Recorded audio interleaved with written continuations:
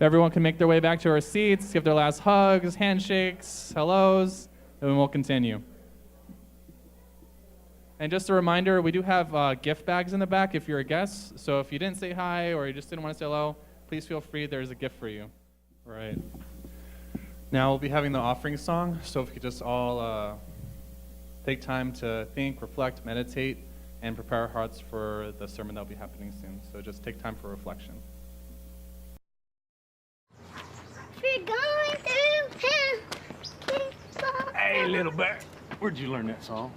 You, Daddy. Oh, you ready to go? Okay.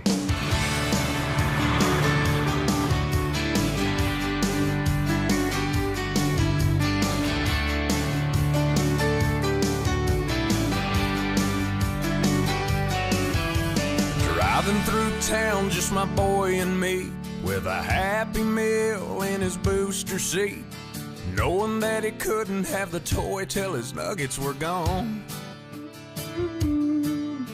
A green traffic light turned straight to red.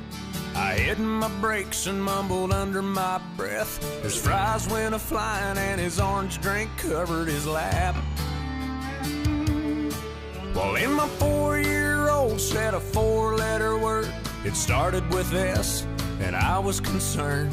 So I said, son, now where'd you learn to talk like that? He said, I've been watching you, Dad, ain't that cool? I'm your buckaroo, I wanna be like you and eat all my food and grow as tall as you are. We got cowboy boots and camo pants, yeah, we're just alike, hey, ain't we, Dad? I wanna do everything you do, so I've been watching you.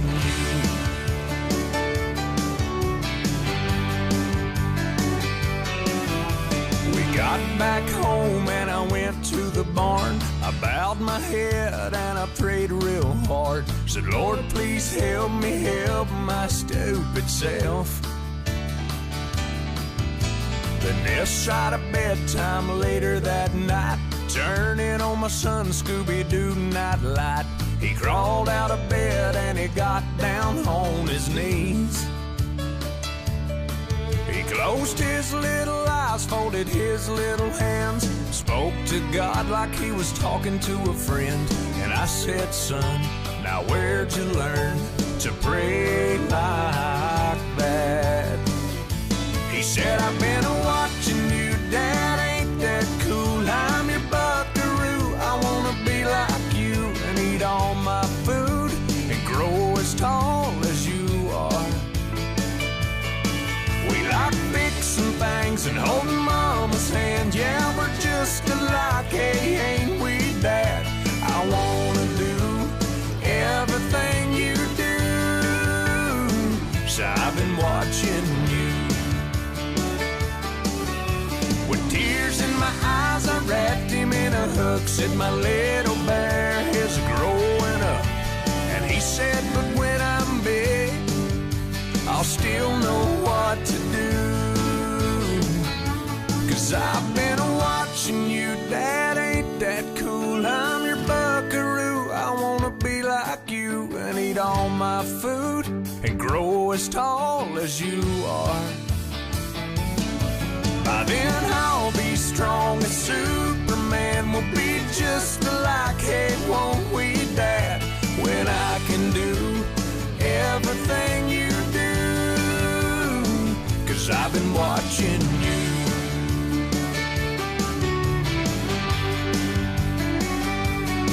Hey, yeah.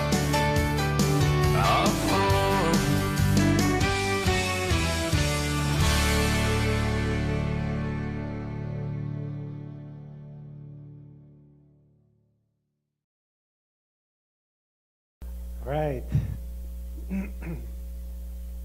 I hope you enjoyed that.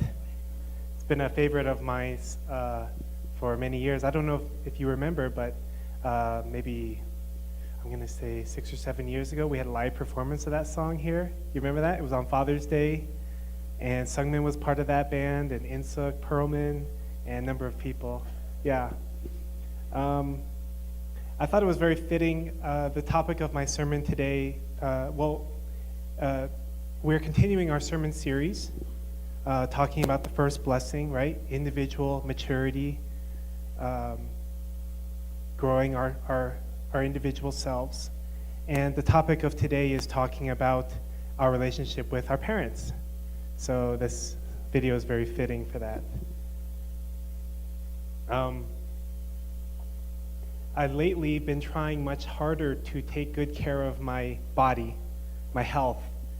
Me and Davida have been working out, been trying a lot harder to eat healthy, but I have been constantly being reminded of my continually progressing age. And the gray hairs just keep coming in, you know. I don't try to pick them out anymore. I was trying to do that for a while. I know some of you are thinking, what are you talking about? But, you know, I'm watching my kids grow up, and the twins just turned 8, and Mia's 5, and the little baby's not such a little baby anymore.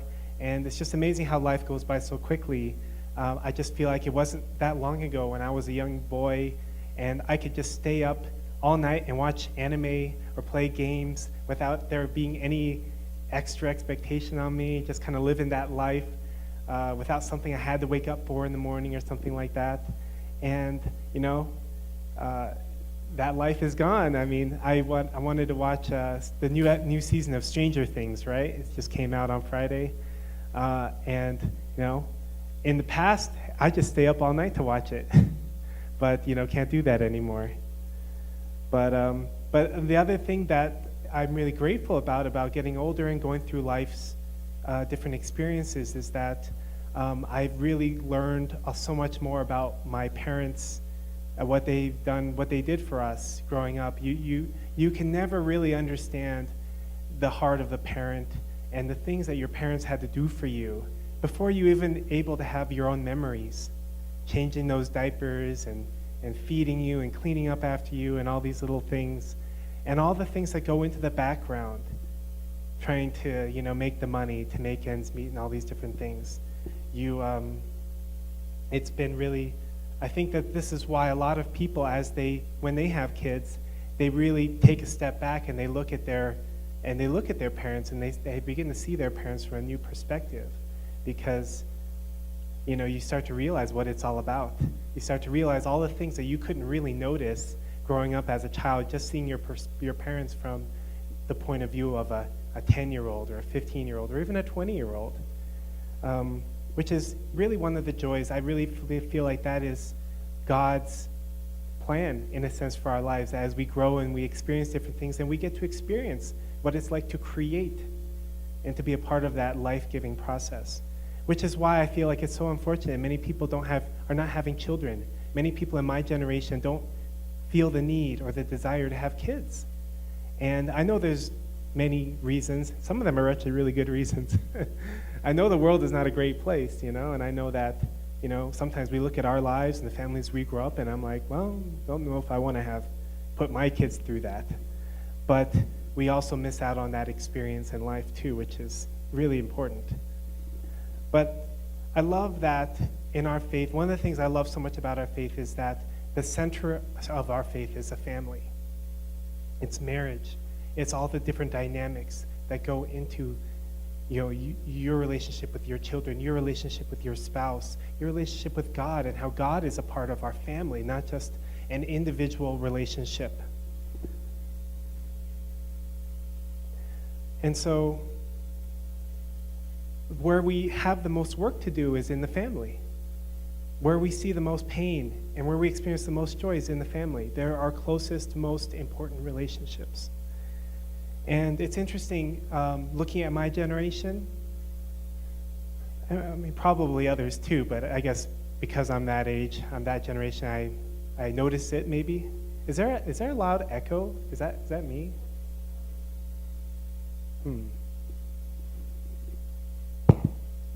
Hello? Is that better? Oh, strange. Okay.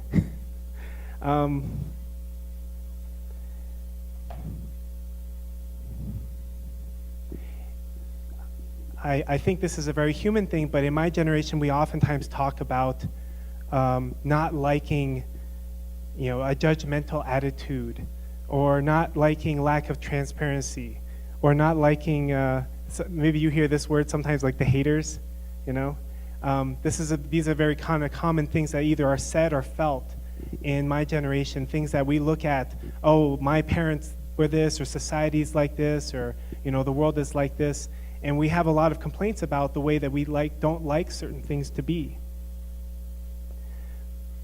But my observation and my experience has been that we oftentimes have those maybe criticisms, but then what ends up happening is that we end up fulfilling those criticisms ourselves. I've oftentimes observed in our movement, young people who've grown up in our movement, who they said, I don't like this judgmentalism, I don't like this people blaming and blah, blah, blah, blah, blah. And then before you know it, you may not even realize it, but you became that person at some point in your life. You became the blamer, blaming the blamers, I guess is the way I would put it. And transparency. My generation talks a lot about transparency. We want transparency from other people, but we oftentimes I feel, are some of the least transparent people in the world. And I can say that because, we live in a world where you can easily put everything out there in terms of social media and our lives, but we only really put out the things that we feel are good and that people like, or the things that we feel are socially acceptable. And so somehow, in the process of not liking and criticizing this idea of being transparent, we've actually become not very transparent ourselves. It's very ironic. Some of you may have heard the term before, the apple doesn't fall far from the tree. Yeah, that's a common term. This is another term that's not so popular, but it goes, we become what we resent. And if you look it up, you can find a number of articles about this topic, and which I found to be really interesting. I was reading one article, and it was talking about how sometimes growing up, we experience our family to be a certain way, and we tell ourselves, well, I don't want to be like that. I don't want to be like my parents. I don't want to do things the way they did them. Sometimes we don't necessarily say it, but in our actions and our attitudes, we express it. But what these people are saying, these psychologists and psychiatrists are saying, is that, sometimes what ends up happening, not in every case, but many times what ends up happening is that we don't like something. Let's say, for example, we feel like our parents are too controlling. And then we react to that, and we tell ourselves, I'm not going to be like that kind of a parent. But because we're responding to the action and not looking at where the source of that action was, like we're not asking our parents, why are you so controlling? Not seeking to understand like where that's coming from. What is the root of that issue? But we're reacting many times emotionally to this feeling like, I don't want to be controlled. I don't want to be like that. And then unfortunately what ends up happening is that we recreate the same situation that created the controlling attitude. Maybe it's a lack of intimacy. Maybe it's a lack of a bond, a artistic bond with a parent or with a child or something like that. And somehow down the road, we end up recreating that whole situation again. One complaint that I oftentimes hear from children, from teenagers, young adults, is that they feel like their parents are not in touch with their needs. Growing up in a changing world, many times people feel like my parents are not aware of the different struggles and difficulties and things that I'm exposed to on a day-to-day basis. And they may be true. That might be correct.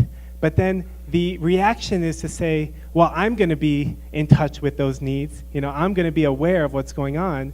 But because we react emotionally, it all becomes about me, and then we become self-absorbed, and then we're not aware of other people's needs. Does that make sense? I don't even know how that came out, but I hope that made sense. But anyway, that's kind of the gist of the article that I was reading, and I thought, this is really interesting because I've noticed this phenomenon in our movement over the years, and I've just felt, no, this isn't right. this can't be the way things should be. We should be trying to make things better from every generation, right? We should be trying every generation to improve upon the previous generation, make things better, not repeating the mistakes of the past.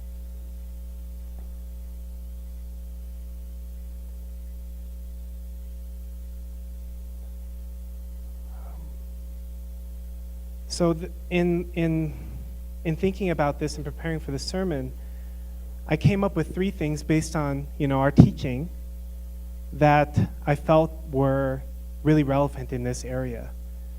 Because kind of like the video that we were watching, about the boy and his dad, right? He really kind of came to a realization about himself, like, wow, my child is really absorbing things from me. Like he didn't even recognize that he was, cursing, and that his maybe he didn't even realize his kids were around. But being a young parent myself, and as I see my kids getting older and more able to just notice things, it's really made me take a step back and look at, how am I behaving? How am I acting? How do I deal with situations? How do I deal with stress? How do I relate to people that I don't like? These kind of things are all things that our kids see. So I came up with 3 points. The first is to be grateful for what we have. I think that this is a point that we've emphasized, we've heard a lot in our faith. Our founders have talked a lot about this concept of being grateful. There's a really famous speech out there, "Let us be grateful." Many of you have probably read that speech. Just the idea that no matter what situation comes along, no matter how badly cheated you feel like you've been in your life, and no matter how bad you feel like your lot in life is, or like the cards you've been dealt, no matter how bad you may feel like that is, practice gratitude. Be grateful for what we do have. Don't dwell on what we don't have. Don't dwell on the things that are not favorable about our life. The second point is to let go of what we resent. So this is the opposite of what I was talking about earlier, where we hold on to things.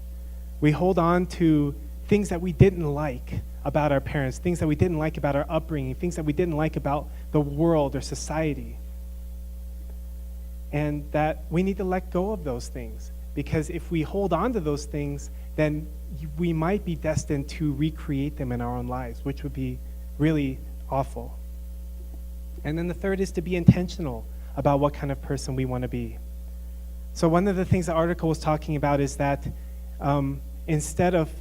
if we focus on the kind of person we want to become and not the person that we don't want to become, then you have a lot more chance of being successful at that, because it's actually deciding. And this is one of the things I loved about Elvis's sermon. You guys remember Elvis?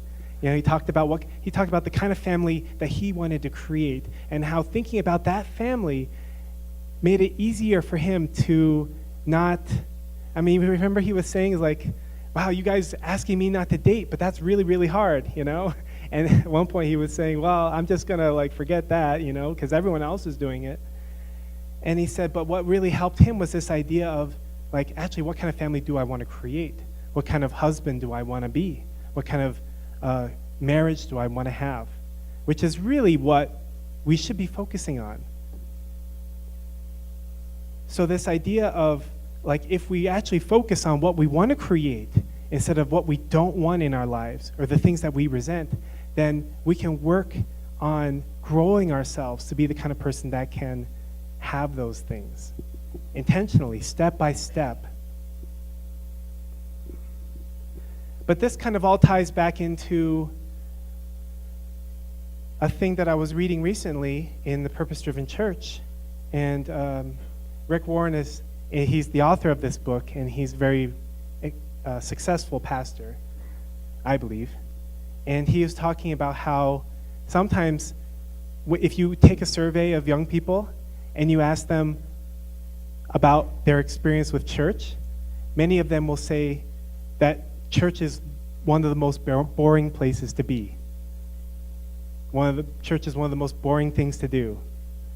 And, you can't argue with them, that's their experience. But at the same time, he's saying that, we make church boring. We make God boring. He's saying people feel that way because they go to a church or they go to a place and it's boring. And then they think by association, God is boring. Faith is boring. Truth is boring or irrelevant. And even though it's not very practical to associate just one experience or one church with God, we do that. It's not any different than looking at your parents and having the experience that you have with your parents and saying, well, if my father or my parents are such and such way, then Heavenly Father is such and such way. We don't do it consciously, but I remember many times we used to have many students. I used to work at this school for young members of our movement, like teenagers. And sometimes they would share about how, it's just really hard for them to relate with the concept of God, Heavenly Father, because their own relationship with their father was not a good experience, maybe. Maybe they resented their father or something like that. Now we say heavenly parent, right? So it's the mother and the father. You bring in the whole experience, not just with your dad, but also with your mom. And so even though we don't necessarily want it to be a certain way, we don't necessarily want to equate God to our experience with our parents, but it's really hard not to because that's the way it is. That's why we call God Heavenly Father, right? That's why we call him Heavenly Parent, because he is our parent. And ideally, in a perfect world, right, that our parents would be, the embodiment of God's love and sacrifice and whatever, and it would be a no-brainer. It'd be so easy. It'd be like, oh yeah, God's like my parent? That's great. But not everybody has that experience. Actually, a lot of people don't. But we need to recognize that. We need to recognize that we are God to our children. Have you ever heard that phrase before? The parents are God to their children? And it's not like, oh, this is like a heavy burden or responsibility or something, but we need to recognize, like, we can talk to our kids about God. We can talk to our kids about religion. I mean, that's great. But in the end, their kids are going to look at how we live and how we act and what we do. Not anybody can say anything. And on a more broad level than that, as people of God, as unificationists, as believers in God, naturally, if people want to know what God is like, well, I should check out the believers in God, see what they're like. If I want to know what our founders are like, then I should check out, I can't go meet them, but I should go check out their building, their church, their followers, and find out what they're like from them. And so, realistically, we represent our faith to our world. We represent our faith to our communities, to our children, everyone who sees and meets and greets us and experiences us, whether they realize it or not, are getting these impressions about what is it really.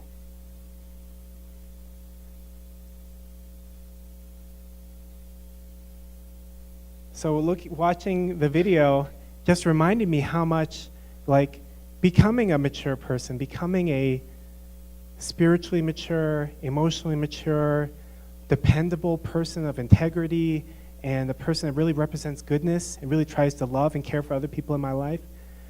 Yeah, I mean, to some degree, it's about me. It's about each and every one of us, our own personal walk in life. But at the same time, it's also about us. It's also about our whole experience, how we represent it to one another. And especially for those of you who have kids, especially those of you who are going to have kids someday, this is really something that we need to think about. This is something that we really need to take to heart. Like, if we want our kids to become a certain way, then we have to be a certain way. It doesn't necessarily guarantee that they're going to follow in those footsteps, but one of the other things that people don't like these days is hypocrisy, right? I mean, who does? Nobody likes hypocrisy. But if we want to really project our Heavenly Parent, God, to this world, then we need to become, at least to some degree, or be trying actively to be embodiments of that. So just to recap the three things: be grateful for what we have, let go of what we resent. Yeah, I know that's a hard one. We have to let go, but we have to let go of what we resent. We have to recognize, like, if we don't want that, then we have to find a way to let go of it. Take the steps, whatever is necessary. And then 3, to be intentional about what kind of person I want to become and what kind of family I want to create. So that's what message I have for today, and please join me in prayer. Good morning, Heavenly Parent. Heavenly Parent, we're really grateful I'm so grateful for every person who's here in this room today. I'm so grateful for the opportunities that we have to come together and share as a family of faith. I feel so much inspiration and hope when I look out and see all the faces in this crowd.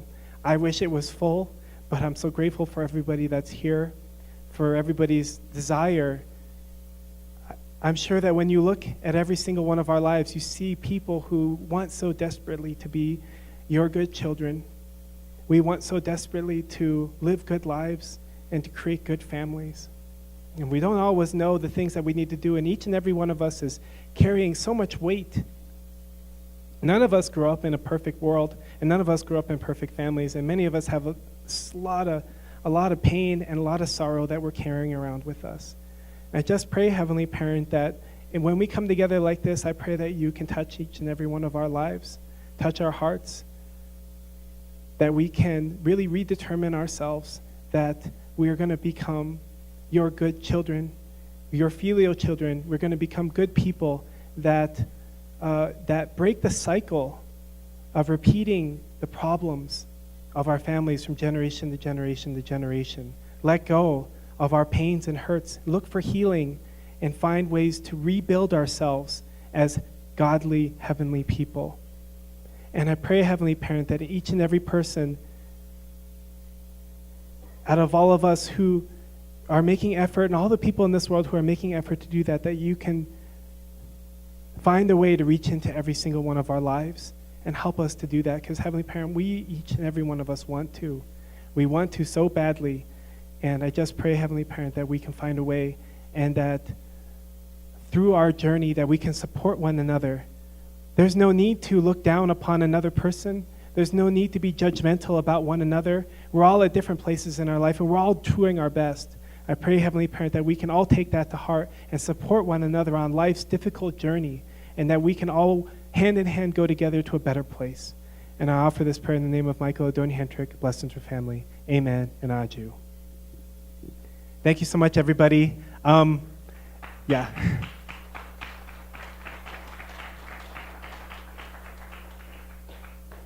Carol's here. I'm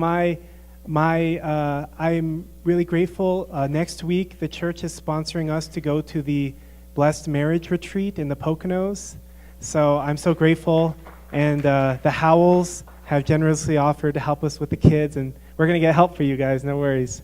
And anyhow, it's something that we never thought we would be doing, but, everyone needs to take time to work on their marriage and get away into a beautiful environment, so we're really looking forward to that. My dad will be giving the sermon next week, and he's going to be following along in the series. We were going to be here for it, but then we found out we're leaving, so that's the way it goes.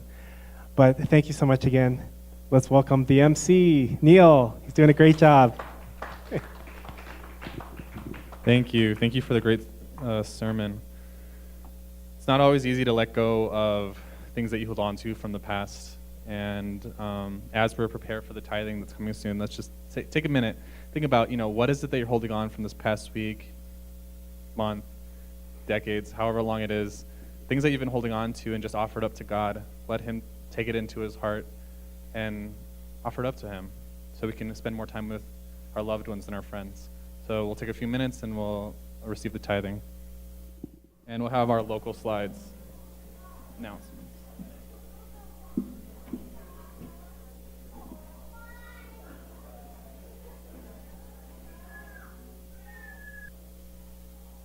All right, so today we're going to have our Halloween party. Woohoo! Awesome. There's going to be activities, costumes, contests, prizes, photo booth, and that'll be right after lunch. And don't forget to bring your costumes. That means the adults too. So bring those. Next announcements, we want to congratulate Jim Chimes for being nominated, selected as a national council. So let's please give him a round of applause and welcome him up for a few words.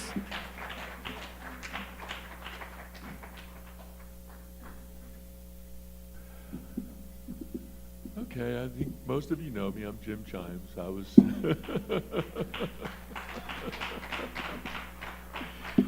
And I was recently elected to to be the district representative to the National Council, which is it's an advisory council. All of each district has one representative. The purpose of what I'm doing is basically to be a connection between the field, the local centers, and the national headquarters. And so last weekend I was in Manhattan, spent a weekend meeting with the other district representatives, and met with Richard and Marjorie Busing and the staff there. And I have to say that what the national headquarters is doing is very impressive. It's being run and managed mostly by second gen, by younger brothers and sisters. And they're very serious to find ways to support the work out in the field. Basically us, trying to support what we're doing. So I'm still trying to get my head around exactly what this is and how to go about doing it. But if you have, how to explain it? If you want something from the national headquarters, or you want something presented to them, you can come see me. If there's anything that you think they can help you with, you can see me about that, and I'll pass it up the chain. And I've been assured, and I'm pretty confident that anything that we say, they will take seriously. So it's very exciting. I found out 2 weeks ago that I have this new position. I found out on a Friday, and then next Tuesday I found out that Friday I had to be in Manhattan. So it's been it's been kind of a whirlwind. But I just wanted to let you know a little bit about what we do, and if you have any comments, suggestions, desires, get in touch with me. Give me a call, or come see me. Or I'll come see you. Thank you. Thank you very much. I always do that. Okay. Next is, we're going to have the next two Divine Principle workshops, and there are partial scholarships available for that. So if you want to go, just ask about that, and we can help fund you getting there.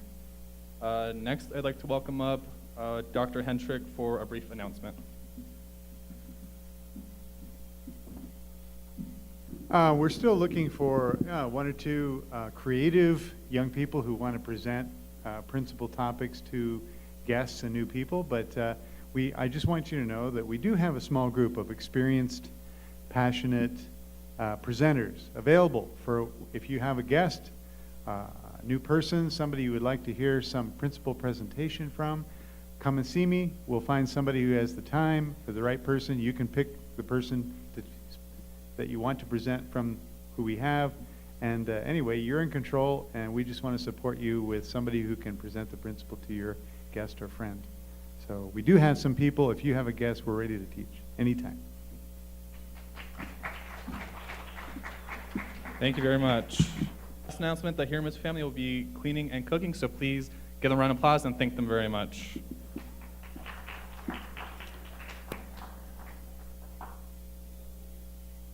Oh, and now we'll have the weekly update. Okay, weekly update.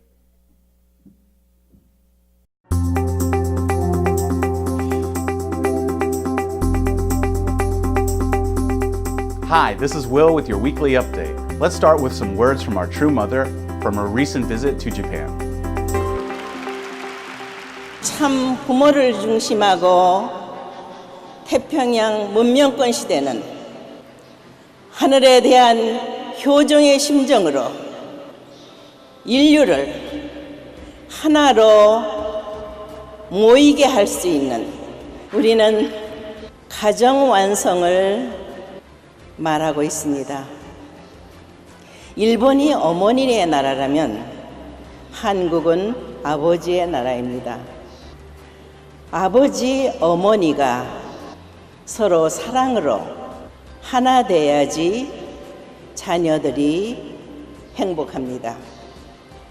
새 시대, 새 역사의 출발은 아버지 나라, 어머니 나라, 세계를 대표하는 장자국인 미국 3개국이 섭리의 중심에서 진정한 세계 평화, 진정한 하나님 아래 인류 한 가족의 꿈을 이룰 수 있는 모습들이 되기를 바라며 On October 17th, a national-level Songhwa or Ascension ceremony was held in Korea for Mrs. Yoon Ki-suk, wife of Dr. Po Hee-pak. Mrs. Yoon's family members and representatives from various providential organizations offered flowers in remembrance of the beauty of her spirit, and many shared about her deep heart and the impact she has had on unificationists worldwide. Mrs. Yoon and Bo Hee-pak were among the 36 couple blessing in 1961 and worked for many years with True Parents during their providential work here in America. This past weekend at the Belvedere Estate, we had the 777 couples anniversary celebration. These couples were all blessed in 1970, so it was their 47th anniversary. This was a very significant and historical blessing. We are visiting in New York from Hawaii, and we came to Belvedere today to celebrate. We were with about 10 other couples and had a wonderful time. All the couples shared memories today of their joining the church and being with True Parents, and we remember all the Japanese families who came to America and taught us many things. So we're deeply grateful to be here and to be a part of this foundation. The couples shared testimonies about their life, but more importantly, what they're doing now. They are very involved in their community. Some were involved in the LEDA project, some were involved in tribal messiahship. These elder couples are so precious to our community. I hope that every one of you has the chance to talk with some of them in your community. You will learn so much from them about what they did and the foundation that we all stand on because of their efforts and their work.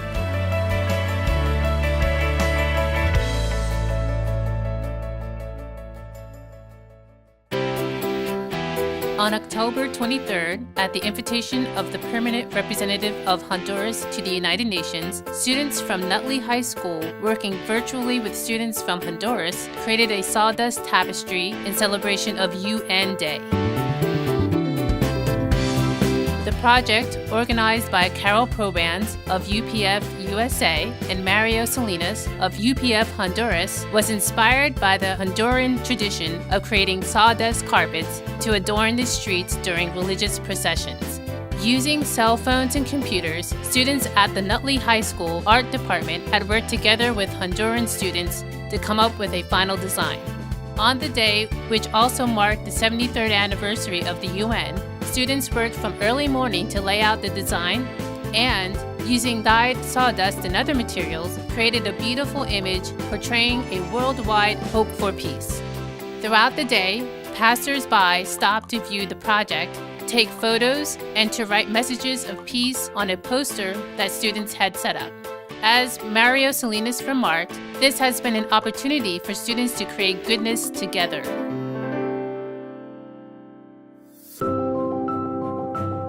I'm Catherine Ono from Boston. I'm here in New York for the National Council meeting.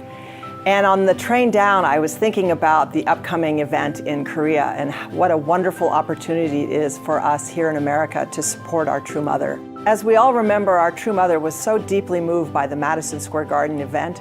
She was also deeply moved by the response of the ACLC ministers that met with her during the 5th anniversary of Father Seung-hwa, where our True Mother spoke strongly to the Christians about the role of Christianity and her position and her role, True Parents' role, and they embraced her warmly. So as True Mother goes forward to speak to 70,000 people in Korea at this very critical time where the voice of our True Mother, the voice of the mother, is so important, she wants that spirit of America, that spirit of praise and thanksgiving and true love of God to be there with her. This is your chance to be part of something truly great, something truly historic. So please take advantage of this opportunity and join with us in Korea. To find out more and register, go to peacestartswithme.nyc/register.